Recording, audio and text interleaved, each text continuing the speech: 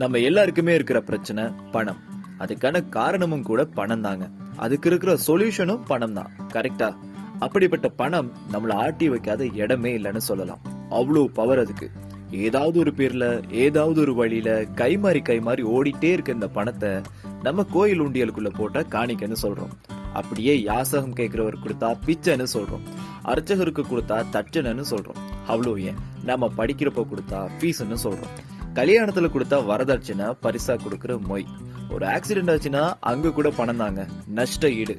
ஒரு ஏழை கேட்டு கொடுத்தா தர்மம், அதுவே நாமளாவே கொடுத்தா தானம். திருப்பி தரணும்னு யாருக்காவது கொடுத்தா கடன், திருப்பி தர தேவையில்லைன்னும் போது இலவசம் இல்லனா அன்பளிப்பு.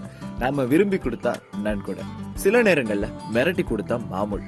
தப்பு செய்ய கோர்ட்ல கட்டுற அபராதம், கவர்மெண்ட்டுக்கு கொடுக்கிற டெக்ஸ், ஒரு கட்சியில நிதி, நம்ம செஞ்ச வேலைக்கு வாங்குற சம்பளம் அல்லது கூலி, அப்படியே நம்ம வேலை செஞ்சு கடைசி காலத்துல கிடைக்கிற பென்ஷன். நமக்கு ஒரு காரியமாகணும்னா இல்லீகலா கைமாறுற லஞ்சம், கடன் வாங்கின அசல், வாங்கின கடனுக்கு வட்டி, தொழிலுக்கு போடுற முதல், லாபம், நஷ்டம், நாம சிலருக்கு கொடுக்கிற டிப்ஸ், அடே எங்கப்பா சொல்லிட்டே போலாம்ல. பொதுவா பணம்னு சொல்றோம், ஆனா அது நம்மளோட பாக்கெட்டை வந்து சேர இத்தனை பேர்னு பாத்தீங்களா? அங்க இங்க நடைபெற்று ஒரு மாதிரி நம்மள சேர்ற இந்த பணம் பேசாத இடமும் இல்ல, தெரியாத பாஷையும் இல்லைங்க.